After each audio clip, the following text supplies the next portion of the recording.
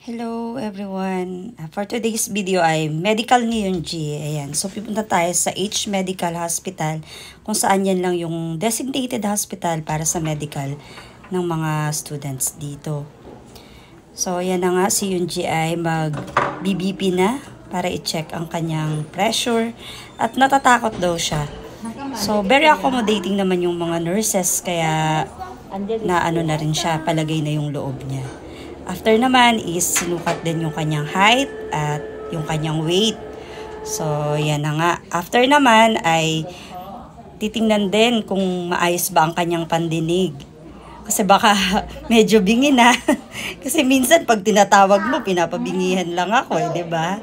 Oh, ayan naman, yung kanyang paningin naman, i-check din. So, si Yunji ay medyo may problema sa kanyang paningin kasi yung nasa 0.8 ay di niya nagaanong mabasa.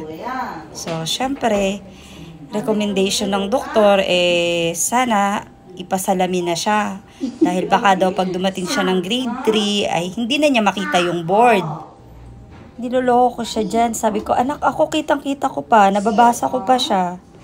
So, wala tayong magagawa. Recommendation ng doktor is pasalaminan. So, kailangan namin siyang dalhin dun sa doktor para sa mga mata.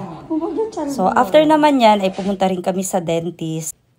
Kailangan di ipaayos yung mga ngipin ni Yunji. So, yun na, natapos ng medical ni Yunji at pauwi na nga kami. Bumaba na kami dun sa elevator. Excited na yung bata kasi babalik pa daw siya sa school after nyan. So, maghihintay ulit kami ng bus. Thank you for watching.